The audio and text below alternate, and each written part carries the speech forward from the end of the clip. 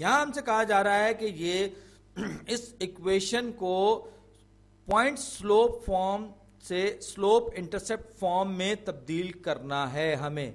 तो ये y plus 13 is equal to 4 multiplied by x plus 2। तो अब मैं अपने वर्किंग एरिया पे आया हूं जहां मैं इल्मी मजदूरी करता हूं। तो y plus 13 is equal to 4 into x plus 2, ये मेरे पास स्लोप पॉइंट स्लोप फॉर्म है। और मैं जब 4 को तक जरब दूंगा x इस पूरे के पूरे ब्रैकेट से, तो ये क्या हो जाएगा मेरे पास। और याद रखिए कि 4 जो है स्लोप है, 4 हमारे पास जो है वो स्लोप है। तो एक मैं ये कह सकता हूं कि जो पॉइंट -2 और कॉमा -13 ये इस लाइन पर मौजूद है। वो क्यों? क्योंकि स्टैंडर्ड जो इसकी फॉर्म होती है पॉइंट स्लोप फॉर्म, उसमें हमारे पास एक जनरल y होता है, उसमें से हम माइनस करते हैं, y माइनस y1 होता है। तो यहां पर अगर मैं माइनस लगाऊं, माइनस y1 लगाऊं, तो ये दरअसल -13 होगा। और इसी तरीके से x का भी मामला होगा। तो y is equal to mx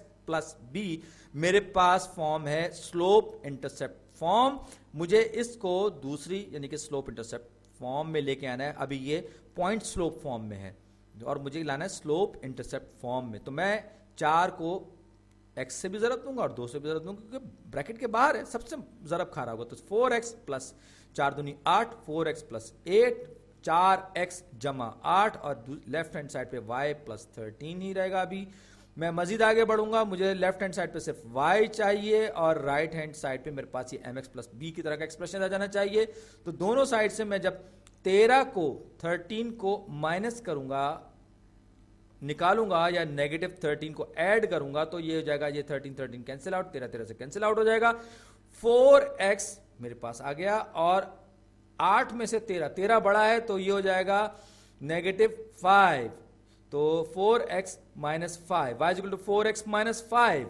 तो अब यहां तक तो मैं पहुंच गया। अब यहां मुझे वैल्यू, तो y बराबर किसके हो जाएगा 4 टाइम्स x। अब यहां क्योंकि इसने प्लस दिया हुआ है, यहां पर क्योंकि इसने प्लस दिया हुआ है, लेकिन वहां मेरे पास माइनस था, लिहाजा मैं यहां -5 लिखूंगा और अपना जवाब चेक करूंगा।